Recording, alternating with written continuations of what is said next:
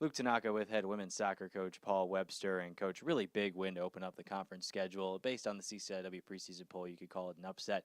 Started off, how important is it to get out in front against a team like Augustana, who you know is going to be very good coming in? You look at preseason rankings and past history, and you know who the top teams are and who the middle teams, and we always strive to get points off of the top three teams and eventually become one of them. So that was a great start in conference play, especially rebounding after the overtime loss on Sunday. And then you had Allie Kitely score the first goal of the game off a free kick. Really nice screen, I thought, from Courtney O'Keefe, who kind of came out. I don't know if she got a touch on it, but she was able to kind of screen the keeper a little bit, which helped Kitely's goal bounce right into the far post. What did you see on the play? We've worked on free kicks and getting balls around the wall and putting traffic in front of the goal, and that's exactly what we did. Courtney, had she redirected it, probably had a good chance of going in anyway, but just the attempt to do it kind of got the goalkeeper back on her heels a little bit, and it actually rebounded off the inside of the post and in. It was well executed. And then another big goal right at the end of the half. Megan Mrazek, a backflip header that was pretty nice. And it was a just pretty sweet goal for her first collegiate goal. How nice is it to see another player there get a first collegiate goal? Well, it's obviously a huge goal. We work on our set pieces, and the role of that player is to get to the near post before the goalkeeper can, and if the ball comes in, just redirect it somehow. And it actually kind of hit off the side of her neck, but she was trying to flick it.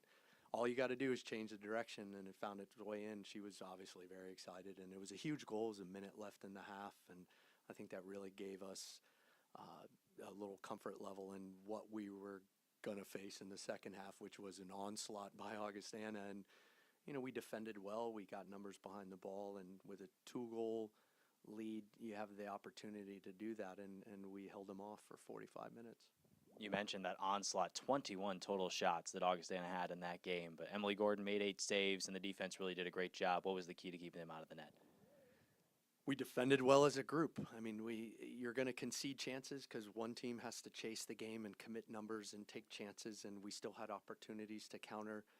But we've stressed our kids, if we get numbers behind the ball and clear balls and don't turn the ball over in our half, it's going to be very hard to break us down. And they did get a goal. But it was enough, and our kids, they understand how to play, how to manage the game with that kind of lead, with that kind of time left, and thank goodness time ran out on Augustana. Hit the road, headed to Decatur. Tough loss for you there after the win against Augustana, but it seemed like 11-3 total shots. Seemed like relatively you guys dominated the game, but what was the difference not getting the ball in the back of the net?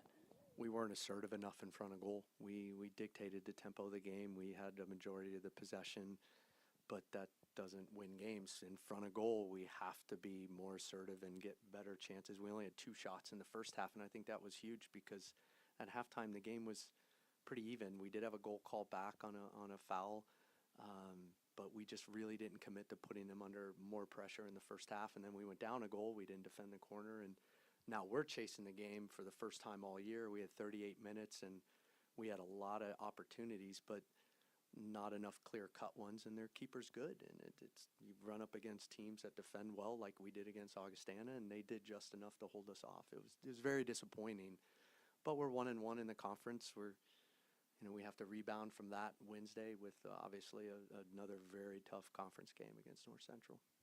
2 very tough conference games coming up this week, but you get both of them at home, which is kind of nice. Part of a homecoming triple header as well on Saturday. North Central, Illinois Wesleyan. How important is this week as you head into the latter portions of the conference schedule after this? Well, this gets us halfway through the conference schedule, so we're not even worried about Wesleyan right now. Our entire focus is going to be on Wednesday night.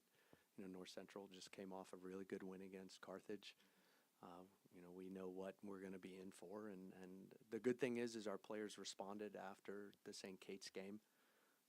We told them, don't let that result beat us twice, and we came out with a great effort against Augustana. Hopefully we'll be able to do the same, and I expect us to do the same after Saturday's result this Wednesday night at home.